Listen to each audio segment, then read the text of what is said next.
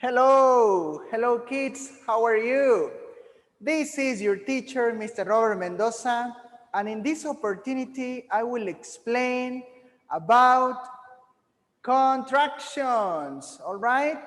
So we're going to learn how to write and how to pronounce some contractions in English.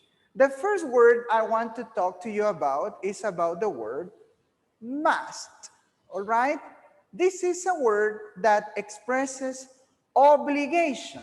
Let me write one example.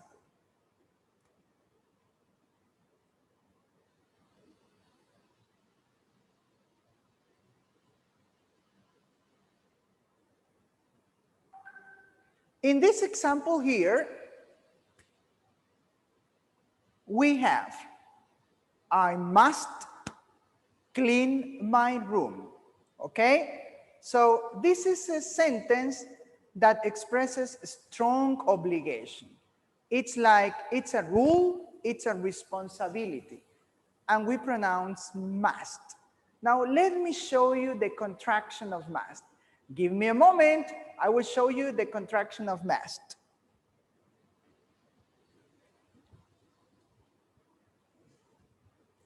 I have here this word that is mustn't. Repeat, mustn't. Okay, this is negative, and I will stick it here. So mustn't is the opposite of must. Let's write an example.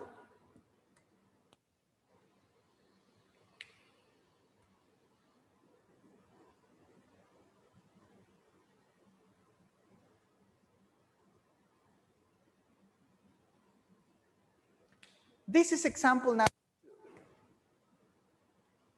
2. You mustn't yell in class.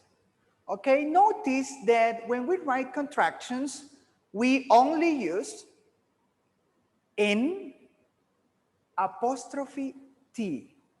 Okay, look, must. So the only thing we added here is N apostrophe and T. I will mark it here, look. So when you add N apostrophe, this little comma here is called apostrophe, and this is the T. When you add N apostrophe T, you're making a negative contractions. So we can use contractions everywhere. Let me show you more. I have here another whiteboard. For example, if you say this sentence, I will write here the sentence,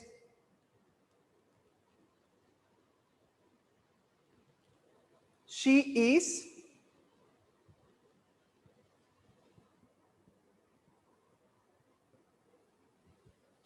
a student. Look at this sentence here.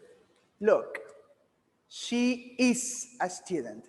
I am writing the verb be. Okay, I will circle here. I will put it here actually, look. So here, she is a student. What we are using here is the verb be. Look, is. Now I want to write the contraction, the contracted, the negative contraction of is. How I write it? You help me.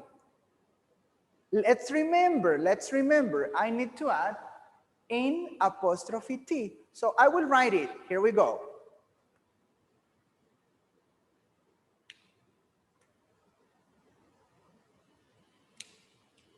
The first thing I do is to write is, the same word. I'm drawing an arrow so that you get me here. I write the same.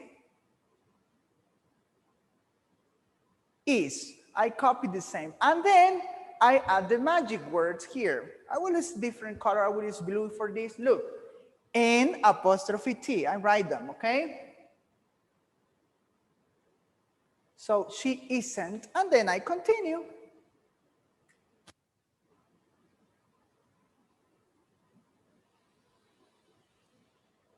So remember, kids, this is my new negative sentence. This is a negative contraction, okay?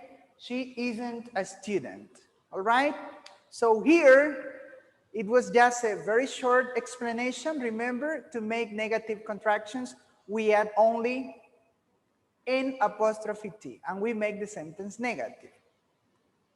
So this is negative, and this is negative. I can also make positive contractions. Let me write this one example of a positive contraction. I would write it here on this other side, okay? Example number 4.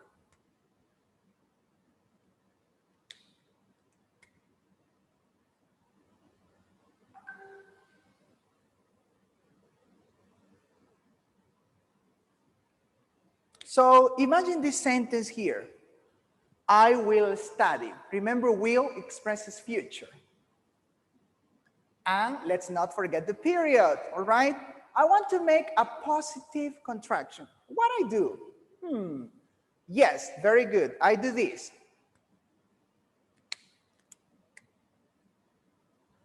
I first write the subject, then I write the apostrophe,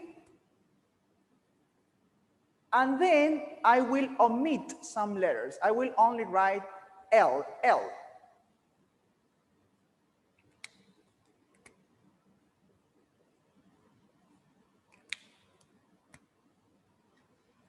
So my new contracted sentence is I'll study. Notice that this is a positive contraction.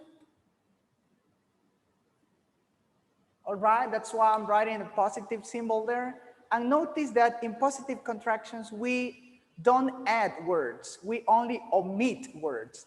That is the difference. Right here, let's remember here, I add N apostrophe T for contractions, for negative contractions.